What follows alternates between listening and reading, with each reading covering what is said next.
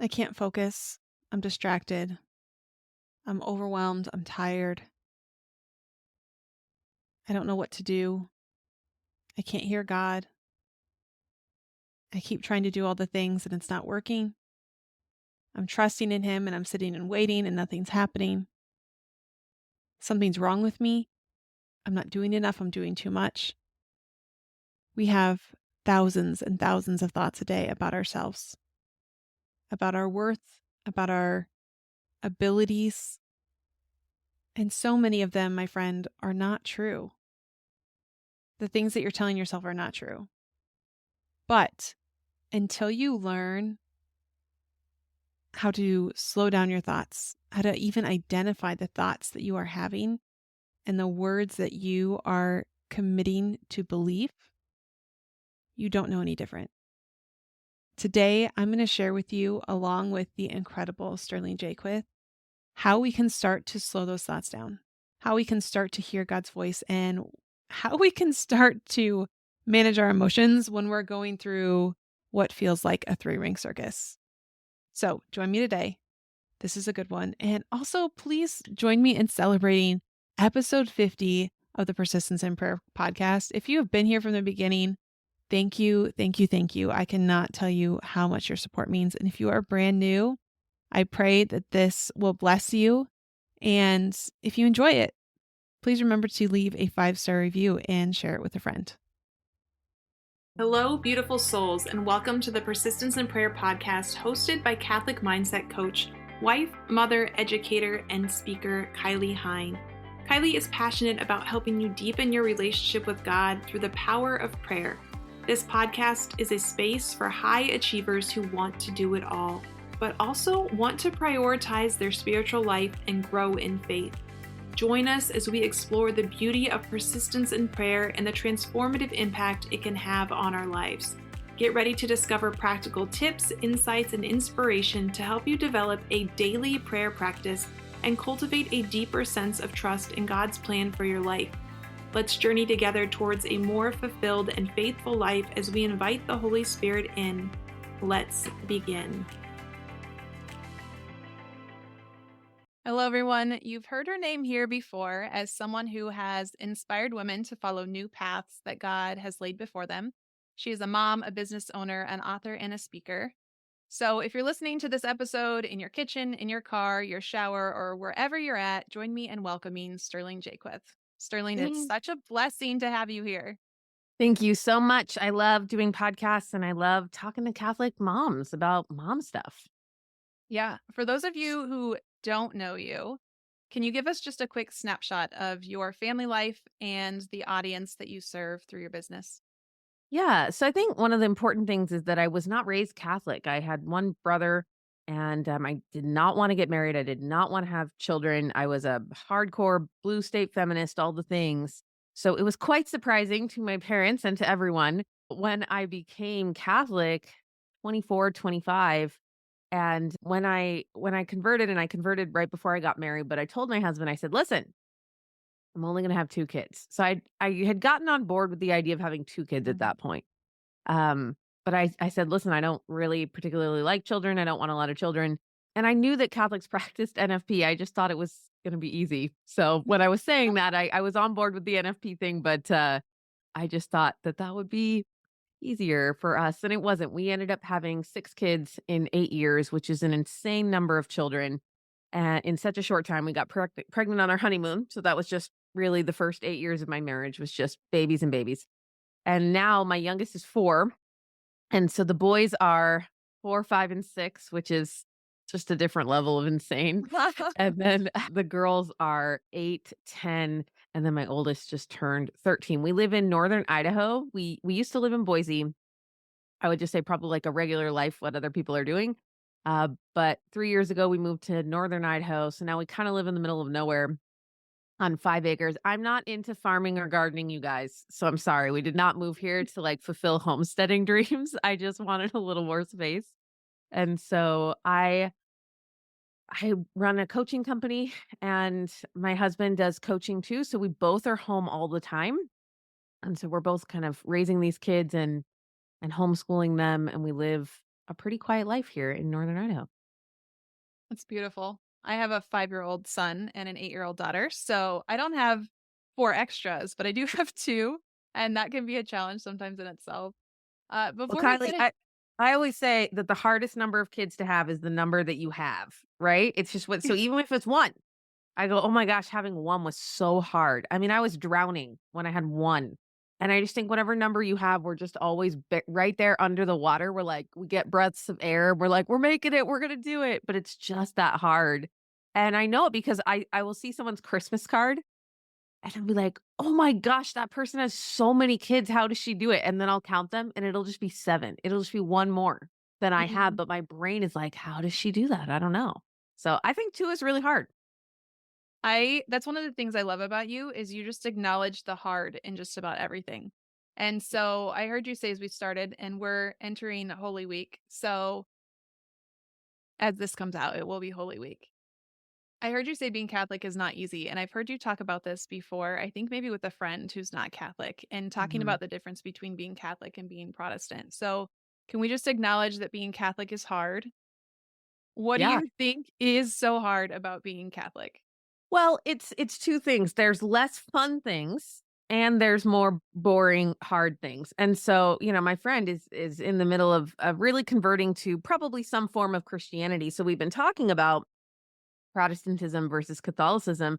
And yeah, I mean, the truth is, like, if you go to a Protestant church, there's coffee and music, and they will notice you. They'll be like, hey, who are you? We haven't seen you before. And then they will give you like a flyer, like a trifold brochure of all the Bible studies and events and groups that they have. And they'll plug you into a group and it's just lots of warm and fuzzies. And then you get like fun Jesus, who's kind of like once saved, always saved. Like, hey, you just say that you're in and you're in. And so a lot of Protestantism just hits, let's just be honest, like the dopamine centers of your brain, and it feels great. And so the only reason to be Catholic, you guys, is if you believe that it's true, because it is not the sexier choice, right? Like, you come and they will not notice for most parishes when you show up. Nobody will talk to you. There are no Bible studies for most parishes. I mean, I've seen it, in some, but then not only is there no coffee and no awesome music, for most parishes. I'm just gonna Right. say, like, just the average parish. Some of you are blessed and you attend amazing parishes, but for most of the United States, it is not true. And then, by the way, they go, I guess you can join, but you have to go through RCAA for a year, and most RCAA programs are terrible, terrible. So you're just there, and some old lady is just like, and the Trinity is God the Father and the Son and the Holy Spirit. Like, it's just not fun. And then we make you do a ton of extra stuff. There's like holy days of obligation, and you have to go to confession. And like, really, when you say it out loud, it is a much harder sell than Protestantism. But the thing is, it's just true.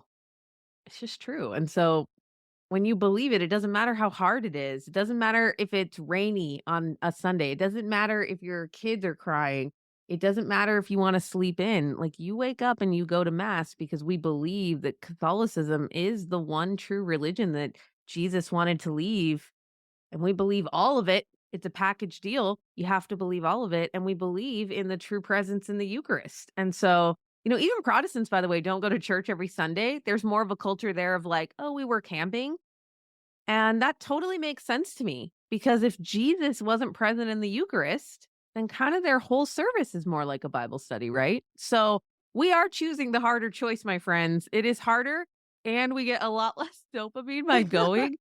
And so I just want to celebrate that we keep doing that. And I look around on Sunday and just go, praise God that anybody in this room is choosing this. Because in this culture, it is really, really difficult to choose Catholicism.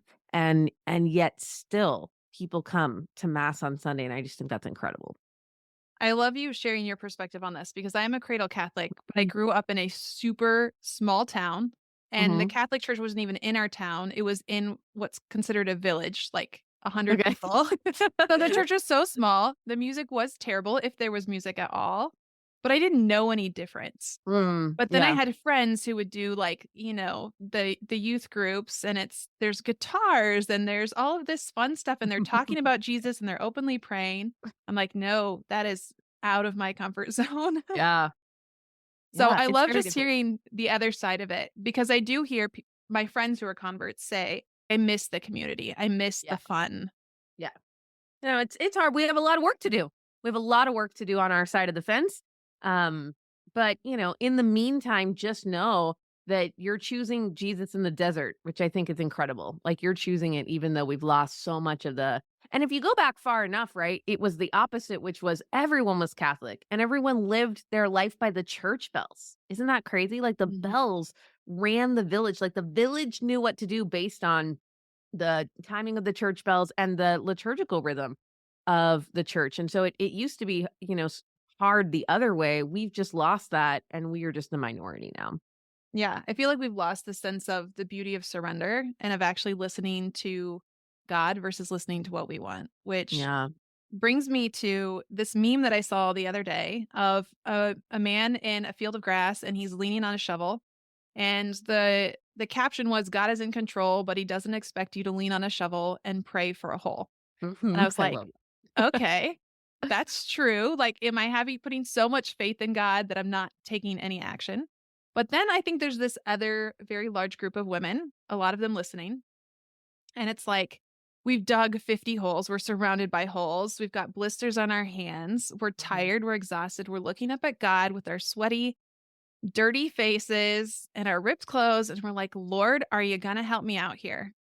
I guess just give me enough strength to dig one more hole. Maybe what I'm looking for, what I'm seeking is in the bottom of this next hole. Mm, And we don't wait for a response. We just start digging again. And the Lord's looking down and just saying, hey, I didn't ask you to dig a hole. yeah. So, how do we figure out first of all, you're so great at helping people stay in this middle zone. I just wanna acknowledge you for that. What are some of the things that can maybe make us stay in that zone where it's like we're leaning against the shovel and we're not taking any action? Yeah. Well, I think there's two factors. One is prayer, which I love because he's saying, "Hey, don't lean on the shovel and then pray." And a lot of people do that, right? A lot of people are leaning on the shovel and praying. And I think that most Catholics have not been taught how to really discern the word of God, like to hear his voice. And so a lot of women are, throwing what I call popcorn prayers up throughout the day. Like the day is difficult and we just kind of go, Lord, help me. And we're throwing up popcorn prayers, which is totally great. He loves our popcorn prayers. But it's not a lot of people are giving him space to speak back and to say, so even the guy leaning on the shovel, if he's leaning on the shovel and praying at God, he's not going to even hear where to dig or when to dig or how to dig. He's not going to hear anything. If we're just praying at the Lord with no expectation of a response, then we're just we're going to feel alone. And that's what it feels like, right? We feel alone and we feel like we have to make it all up. And then a different person is the hyper busy one digging all the holes. I love that. And maybe feels like being productive or works is important but not discriminating what the work is. And what comes to my mind when I picture that woman is God does not give us any grace for our imagined problems, right? So a Mm. lot of us have created problems in our mind that aren't true. So I coach moms all the time and I will coach them about their like 5-year-old kid and they're talking to me about college or marriage and like, well, this kid acts like this and I'm really worried. I'm like, listen, God gives you zero grace for that problem you just made up in your mind. Even if you have a wonderful intuition and we know what some of the crosses might be for some of our kids, it's just not happening right now. And we do that in marriage and we do that with money, right? A lot of times when we feel stressed about money, we feel stressed about a story that we're telling ourselves about the future. And I love imagining kind of sarcastic Jesus next to us going, but are you okay today? Yeah. And you're like, "Well, yeah, yeah, Lord, I guess okay today." And he's like, "So I think we're doing all right then." And so many things are like that, Mhm. right? Where have made up a story and we're asking for him to give us strength. And he's like, I didn't even ask you to dig that hole. So what comes up for you when I say that? Yeah, I was just thinking of when I was learning about discernment of spirits and talking about how the devil will take our problems from the past or something that we heard and project it into the future, and that's where worry comes from. Mm-hmm. And trust in God, which most of us don't have because we don't want to give up control, and trusting Him means like surrendering control of everything, comes from just being able to be okay with the present. Like Um, right now in this second, like, am I okay in this second? Am I okay in this minute? Because we start panicking about, oh, I don't know if I'm going to have enough money for this thing that's due in 2 months or even right. in a week. It's like, do you have food today? Mm-hmm. You're okay. And I think that's one of the most beautiful things that, I mean, I'm still learning, but I've learned from looking at the saints or hearing the stories of people. I remember going to Brazil and there was a woman who ran a mission and she would talk about how she's like, we never have enough money. Like there's always debt, but the Right. day the bill is due, it somehow gets paid. Mm-hmm. And I think that that is what trust is. Like, she doesn't worry about it anymore. She just knows, "Hey, God's gonna take care of it because this is what he's asked me to do." Yeah. I love that. But now let's take the scene. Okay. So now let's make it a woman and she's not in a field by herself because this is what's different, right? Mm. Even that, even all of us were like, I would love to just be in a field by myself. That sounds so nice. But actually, the biggest problem that we have right now is that our modern society is an utterly insane environment, and we're all still trying to act like we did 50 years ago. And so you're not in a field at all. You are living, it's almost like you're living in this in the carnival or the circus. Like, when the state fair comes and you're walking through and there's like noise everywhere and cotton candy and smells of delicious food and then the rides and that environment is so crazy. That's the environment we're living in all the time, right? All the Mhm. time the amount of information that is being put in your eyeballs is utterly insane compared to any other time in history. And it's both information and actual noise. So the noise in your life is insane and the information overload that you're receiving is just crazy and our brains have not caught up. And so as a baseline, the environment that we're in is so crazy and that's why we're seeing so many brains fritz out with, anxiety, depression, autoimmune things, right? You don't know very many women who aren't struggling with one of those things, right? Mhm. Almost all women are struggling with those things. And part of it is just that our brains have not caught up to the technology age, right? It just happened too quickly and we're just not there yet. And so I just want everyone to give themselves a lot of grace that we can talk about prayer and we can talk about parenting and getting things done, but just know that you're doing it like in the environment of the state fair all the time and that's pretty crazy. Yeah, and it's hard. And I think of the information overload, and it's almost like our culture almost encourages it in a way. And For sure, we so like it because 'cause we're Mhm. lonely. That's the reason we won't give it up. I don't even tell women not to look at their phones. I'm not like, "Oh, let's do digital minimalism," and I mean, I like having some boundaries, but I don't try to take their phones away because we're so crushingly lonely that we're desperate for any kind of connection, and that's why we keep going back to the internet or to the audiobooks or the podcasts or our social media accounts. Yeah.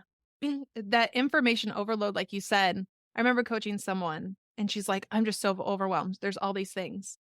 I'm like, "Okay, well, if you were to get rid of something, what would it be?" And she could name off like 4 things. Yeah. And you talk to her a week later, she's like, "By the way, I just signed up for this thing." Yeah. But and it makes Yeah. me laugh, and I'm totally there. I've done it. I've done it Yeah. so many times. Just like you said, we're seeking that next thing. How do we learn how to discern in that Yeah. state fair chaos? Well, I think first we just recognize when we're stressed out. And that's the thing that nobody teaches us in school or when we get kids. That when we are in a stress state, when we're stressed, your brain actually diverts blood from your analytical thinking parts of your brain to your fight or flight parts of your brain. So when you're stressed, which is so great, brain, thank you, Lord, because if you were being chased by a bear, you wouldn't want to stop and think about your taxes, right? Like that is not the time for you to be analytically problem solving your life. You're just like, I got to find a tree. I got to get out of here. But the problem is because of this insane environment that we're living in, we are like low level in a stress state most of the time. Most of the time. And it's a sliding scale. It's not on or off. And so the more stressed you are, the less you will have the ability to solve problems. So just step 1 is all of us acknowledging that we are living in a really stressful environment. That it's not you, because that's what everyone's telling themselves. Everyone's like, "Oh, the problem is with me. I'm not organized. I don't know how to prioritize things. I don't know how to multitask. I'm not motivated." You guys are all labeling yourself as if you're the problem, and I'm like, "No, you're just in the Vietnam War." Okay. And then the question is, how do we become good parents in the Vietnam War? Like, how do we stay calm and solve problems, which is exactly, by the way, what they teach Navy SEALs to do. Okay. They teach Navy SEALs and they teach soldiers how to be calm in insane environments. And so I know that this is a very boring answer, but breathing is one of the best ways to just calm down in the middle of, like, let's just picture dinner time, right? It's Mhm. after school.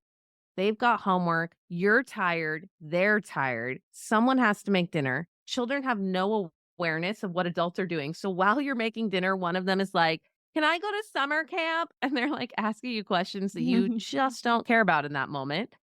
And or fighting with each other, or you're tripping over things. And then your brain is also thinking about your own issues, right?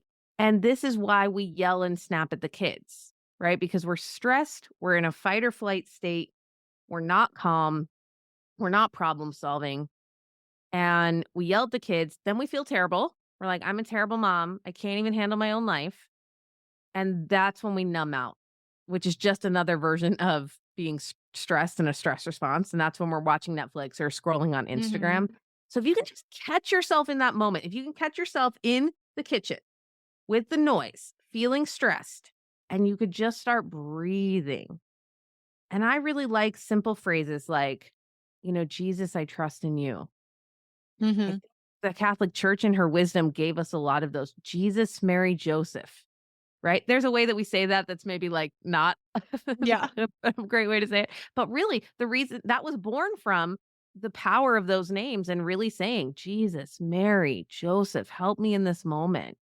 And so if we can calm down just enough to go, "Whew, it's a little crazy in this room right now." And if you can breathe to just bring back some blood, then you'll have the presence of mind to go, "I need to turn the TV off. That noise is hard. I need to send the children into a different room or outside. I am making dinner right now and it is fine. Everything else that I was worried about right then, I will think about that later tonight or tomorrow," right? But your ability to solve your own problem in that moment will go up significantly if you can just breathe and calm down. Yeah. I always think of just like, how can I pause? I start singing the Hail Mary. My kids, I think, know when I'm stressed when I Yeah. start singing Hail Mary because it keeps me from saying something to them that I Right. don't mean or don't want to say. It's a Yes. form of prayer. And because I'm singing it, not that I'm a fantastic singer, I'm not, but because I'm singing it, it forces me to slow down versus like saying a rote prayer in my head, which is just going to lead to more thoughts, which keep me spiraling and stuck in the frustration that I'm feeling. Yeah. Yeah, I think music is very powerful. I do that. I will play Gregorian chant or classical music. We have a little speaker in the kitchen, and that really helps. I will light a candle, and just lighting a candle is so soothing. And really remember the God did establish the Catholic Church. So whatever we do and whatever we've done for 2000 years was probably for a good reason.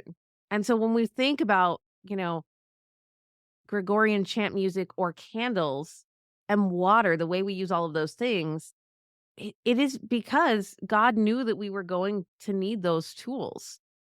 And so, we want a new planner. You guys, you're like, I need a planner. That's probably the problem. I need a planner. I'm like, no, actually, we just need to learn how to recognize when you're in a stress state and to use any tool. And there's so many, right? But breathing is one of the easiest ones and it's free and you can grab it anytime to bring that stress level down in the moment. And when you do that, you actually have great ideas, you guys, right? Because I coach women all the time and I know they want me to tell them what to do, but really I just make them feel safe enough that then they tell me what they should do. And you guys always know your moms are just really good problem solvers.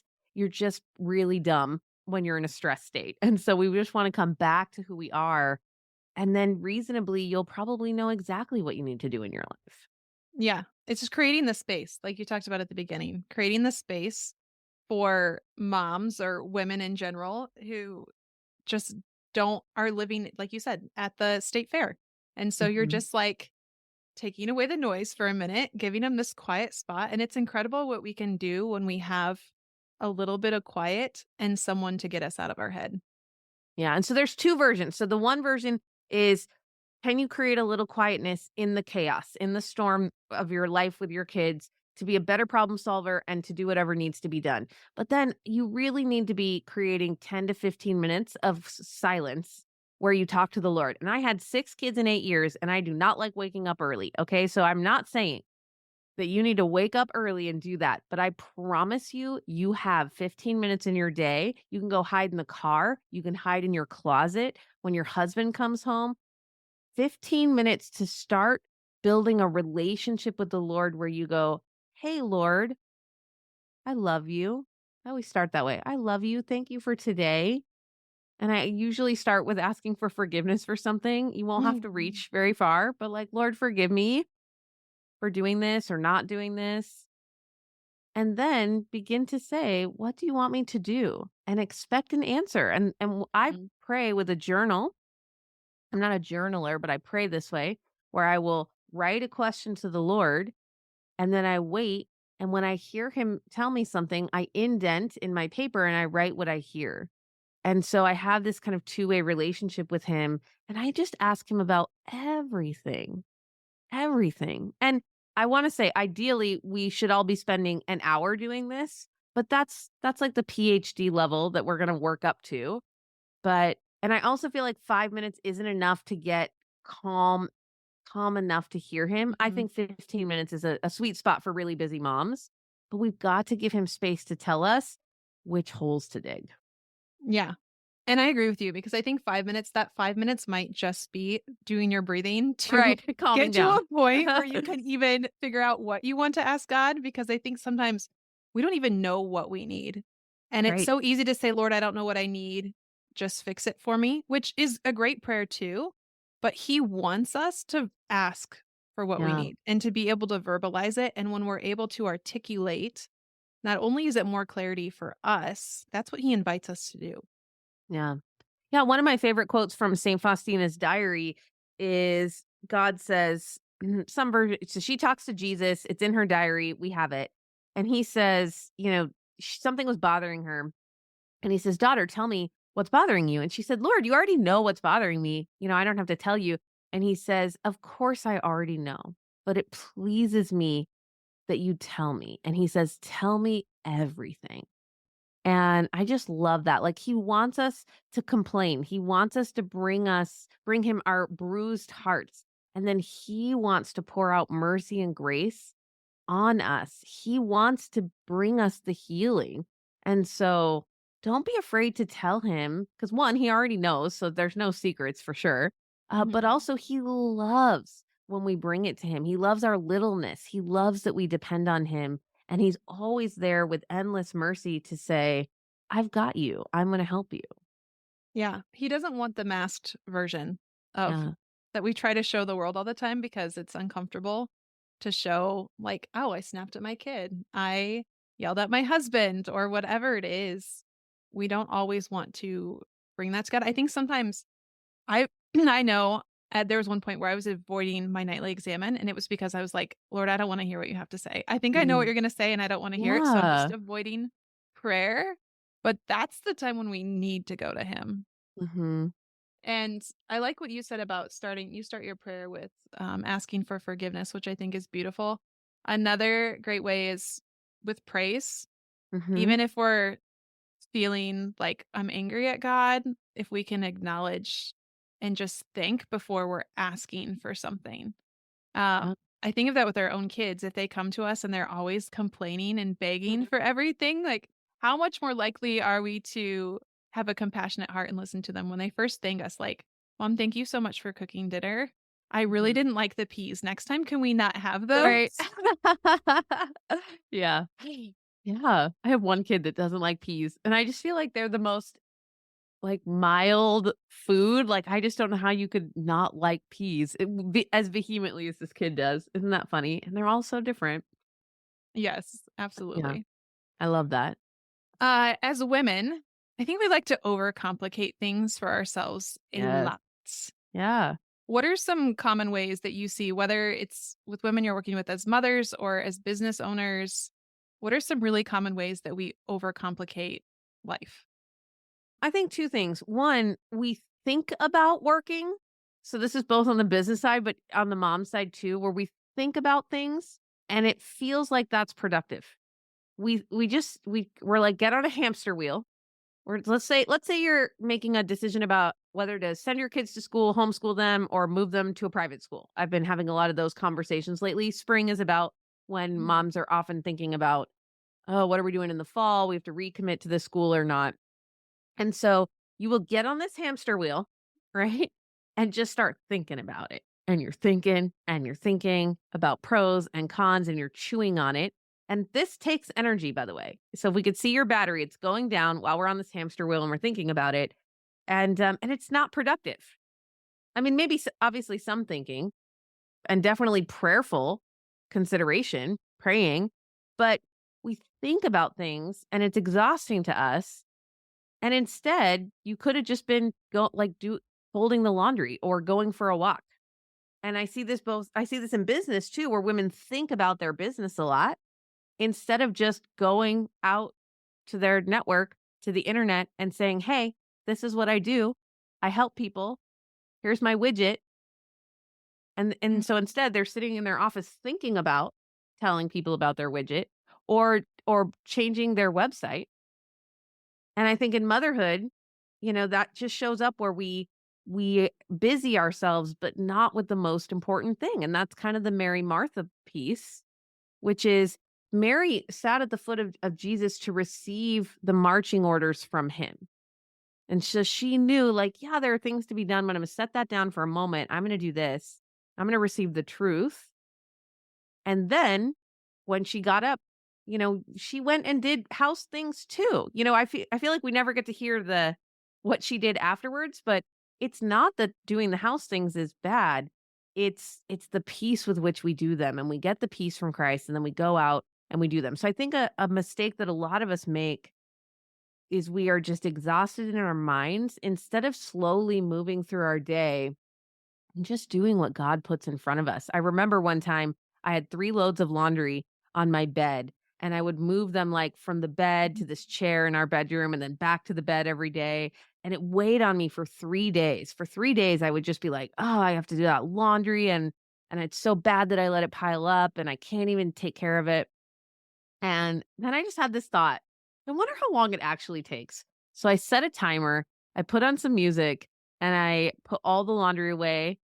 It was 11 minutes, you guys. It was 11 minutes. I had been stressed out for 3 days about something that took 11 minutes. And so much of our life is like that, where we think about something an inordinate amount, and the thinking is the thing that is draining us. The doing the thing actually doesn't take very long. Yeah. I normally coach women, but I coached a man the other day and he came to me and I said, what do you want to talk about? And he had two things that came up. And I said, I think we can tackle both of these. And he kind of gave me a skeptical look like, I've been struggling with this for a long time. Like, we're not going to get through both of these. So we had exhausted the first topic. I'm like, Yeah. okay, do you feel good? Like, is there any chance that you're going to revert back to where you were? And he's like, no. I said, okay, I think we have time to do the next one. And he was like, what? How did that happen? I've been stuck in this Yeah. heaviness for so long, but if we just confront it instead of ignoring it or shifting it to a different part of our brain, like, I don't want to talk to you right now. I'm just going to tuck you away for later. But we Yeah. carry that and it's heavy. Yeah. And so it's totally true. And then the second thing is limiting the information and the noise. Like your kids should not get to talk to you all day. You should be able to be in a room and be like, you can't come in this room. Or no one may talk to me until dinner is on the table. Right? We have got to put some boundaries around children. In no other time were children around the adults this much and could ask them whatever they wanted Mm. all the time. Like, even think about indigenous cultures where the moms are, like, wearing the kids all the time. Do you think those kids were allowed to just talk and talk and talk and talk? No. No, they were not allowed to do that, right? Like, the women might be together and they might be talking and children might be around, but we've always forever and ever had this culture of children cannot just interrupt and talk to the adults whenever they want, and for some reason as we've, like, embraced gentle parenting, which I love, right? I love that we don't, like, hit them with belts and scream at them all the time, okay? I'm glad that we're not in the days where children should be seen and not heard all the time, but we swung all the way to the other end, which Mhm. is that we give them access to us forever, and your poor body is just like, "I need a break, like, I can't." And so even beginning to give yourself, again, 15-minute breaks. Like, "Hey, I say, "My question tank is full." I'll tell my kids, "Hey, you guys, my question tank is full. You cannot ask me any questions until," and then I just give them a time that they understand later in the day.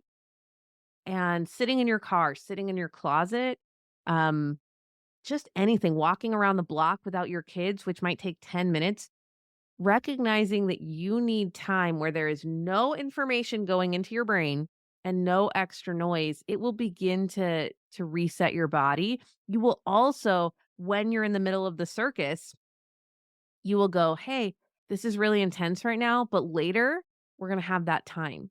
So you'll have something to look forward to. If we don't ever plan these moments of downtime, quiet time, then and I'm not counting your Instagram scrolling time. That's leisure, Mhm. but it's not this. Then we're just then we tell ourselves, "I'm stuck here, I'm trapped here, I'm never gonna get out of here." And that was one of the things before I found coaching that was so hard for me is I just was, like, so hopeless. I'm stuck in little kid land. It's so painful. I'm never gonna get out of here. And now my life is even more full than it was back then, but I know that I have these times coming up that are quiet, and so it makes me more resilient in the busier times. I think that's so powerful and important. Sometimes people are afraid of the silence and Mhm. because they just haven't had it. It's like, well, when I have it, what do I do with it? Mhm. And oftentimes, a topic that comes up a lot, I think, is being distracted in prayer, which not all Mhm. distractions are bad. But I feel like a lot of that is just our brain still trying to process all the information that we saw in a day because we didn't give it time to turn off. Yep. It's just a skill. Focus is a skill. And so absolutely, if you begin having more time with silence and more time discerning the voice of God, which is also a skill, then, just be gentle with yourself that you're going to be bad at it until you get better at it. But one of the things that coaching taught me, first of all, was just to listen to my thoughts. The thoughts just went through my mind like a ticker tape. I didn't realize that you could change them or you could slow them down, anything like that. So when I began to listen to my thoughts, first of all, they were super mean, right? We are so mean to ourselves. It's just embarrassing. Like if people could hear the way that you talk to yourself, you would be so ashamed. You would never speak to another person the way that you speak to you. And so that's the first thing that we clean up when we began hearing our thoughts is you're like, "Oh, I could be a lot nicer to myself." And it's kind of happens in tandem that the nicer you are to yourself and the more you start listening to God's voice, and God's voice is very calming and soothing and loving, you'll speak better to yourself and you'll hear God's voice more. And so, when you play a musical instrument and you begin to attune your ear to, middle C on the piano, well, you don't know what middle C sounds like at first, but the more you listen to it, then you can begin to hear it. That's what happens when you begin speaking in a loving tone to yourself. You start to hear what a loving tone is, and then you will hear it more from God. And then you'll hear it from God and you'll begin to speak to yourself more like that. So it's this beautiful kind of spiraling up. And now when I look in the mirror, I just go, Sterling, I love you. I'm so proud of you. Look what you did today. Mm, Motherhood is an invisible work, right? Nobody sees all the things that we do, but God sees and you see. And so you can just say, like, I'm really proud of how you handled that this morning. We got those shoes on those kids and got them in the car. That's incredible to me every time. no one died, everything's good. Yeah. And so you can begin speaking to yourself that way. And man, life is so much better when your brain is a nice place to be. Absolutely. I love that analogy too with the piano. Uh, I know we're running short on time, so I have just a couple more quick Yeah. questions. So you have a Marian mastermind, which I always love to hear people's kind of Marian stories. Not that it's like this super transformative thing, but especially being a convert, the perspective of developing a relationship with Mary. Will you just share quickly on that? Yeah. Well, and let me just tell you guys what the Marrying Mastermind is.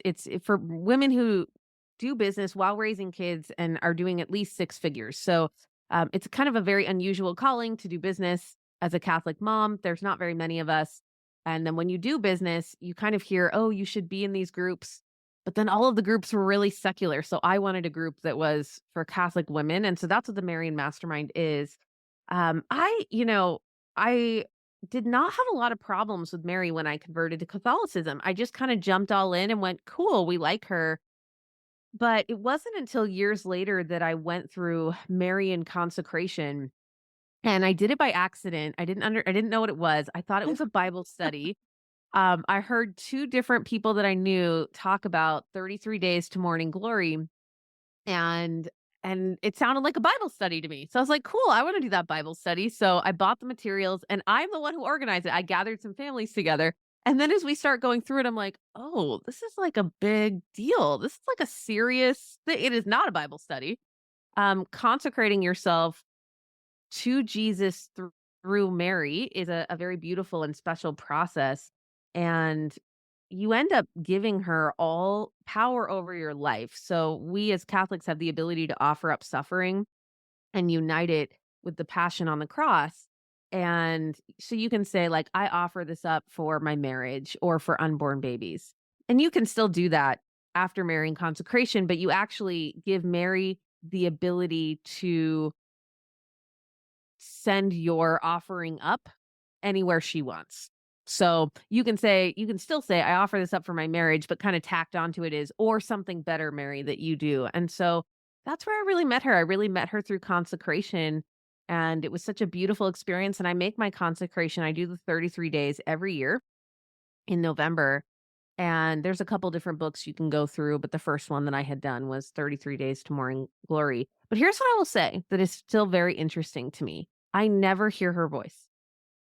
I Mm. hear God's voice all the time. I hear Jesus and when I'm journaling, like I have a really close relationship with Jesus and I don't hear her voice. And one time I asked Jesus about that. I said, "Jesus, you and I have all these conversations and I said, and I never hear Mary's voice, but I feel close to her, but I never hear her voice." And I feel like Jesus kind of laughed a little bit and he said, "Yeah, she's really quiet," which is just Ah. so true. Like I when you picture her, she's very quiet. Like, that's she in a lot of ways prefers to be in the background and to just mother us from that place. And when you see her in the Bible, it is often that way. She's there all the time, but she's quiet. And so I think I thought that going through consecration would blow open my relationship with her and that I would hear her all the time. But instead, I have a very quiet relationship with her, but I give everything to her. I give all of my non Catholic family members to her. I'm like, Mary, you just take care of them. I trust you. And so, I give everything to her knowing that she will give it to Jesus and he will listen to her more because she is her mother. So that's where I'm at with her. I remember when I was doing my consecration, which I start mine in November, and thinking, "Oh, I don't know if I wanna surrender that to her." Like, if I Yeah. pray for something, I think that that's where I want it to go. But it has been so freeing to just know, "Hey, she's gonna put it where it needs to be." Yeah. Like, my prayers are gonna go wherever they need to go, and the things that I don't see from my loved ones, that I don't even know to pray about, she sees, and she takes care of it, and I have absolutely loved that. Yeah. Thank you for sharing. As we enter Holy Week and as we start to exit out of the desert, I always end with a guest sharing a prayer tip or a favorite scripture verse. Would you share something that we can take with us as we leave? Yeah. I just want to give you hope that if life feels hard right now, it doesn't have to be. That nobody taught you how to use your brain. And if you use your brain differently, if nothing else changes in your life, your experience of your life will be, I'm not joking, radically different. Like you can be calm in the craziness of it. And so my favorite quote from the Bible is just Romans 12:2, which is do not be conformed to this world, but be transformed by the renewing of your mind. God tells us we can renew our minds. But we always leave off the second half of that, which is so that you may discern the will of God. Like we're supposed to Mhm. discern the will of God. And so we have to not be conformed to the world. We have to renew our mind and then we can discern the will of God. And that is what is going to bring you peace. And I wish we had more classes on that. I wish we taught it more in schools and in parishes. But you really can discern God's will for your life. And it changes everything. It's so freeing. And I just would add to that, I love the way that you explain that. Just a reminder that discerning the will of God is not asking 500 people on the internet or in your circle what I am supposed to do right now, Yeah. because they are not you. And what God is calling you to do may be radically different than what everyone else thinks that you need to be doing. Because Yeah. we can get so caught up in listening to all of the other voices that we're digging the 50 holes because everybody thinks that we're supposed to dig one of those holes and God's not asking us to. So, Yeah. just like you said at the beginning, most Catholics have not been taught how to discern. And it goes back to that being able to breathe, to pause, to get ourselves to a place of calm, to start praying so that we can hear. Thank you. This has been wonderful. Where can people find your podcast and your groups? Yeah. So if you go to Catholic Mom Calm, like being calm, we're not crazy, we're being calm, CatholicMomCalm.com.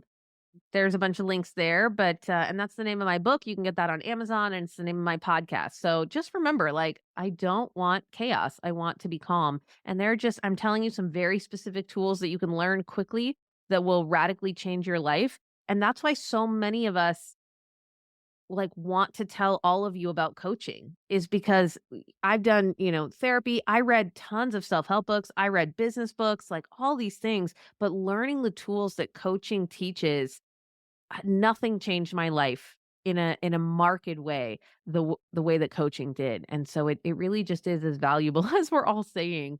It really will help you cope with your life and it will really lead you to the Lord. Amen to that. Thank you so much. Thank you for the blessing that you are and your yes to the Lord and all that He continues to call you to do in your chaos of, I mean, your first vocation is mom and mother, but Yes. you've So much also chaos. recognized that He's given you a true gift to give back to the world in a lot of other ways. So thank you for managing all of it, for keeping your calm so that the rest of us can be calm too. Yeah, and thank you for this work. It's so important that we are brave enough and vulnerable enough to share these stories with other women to give them hope because we don't wash our clothes at the river anymore together, right? We don't support each other in those ways that we always have. And so I think podcasting really is one of the best ways that we can connect with each other and just walk through life together. Absolutely. If you have enjoyed this episode, please share it with a friend. These messages that we all need to hear, that we are not alone and that we can connect with others, that we don't need to dig 500 holes or even 50 holes. It can't get out without your help. So please share this episode directly with a friend, share it on your social media, and make sure that you go leave a review, not just for this podcast, but go listen to Sterling's podcast, go listen to other Catholic podcast goers and support their programs so that we can truly get God's word out to all those who need to hear it.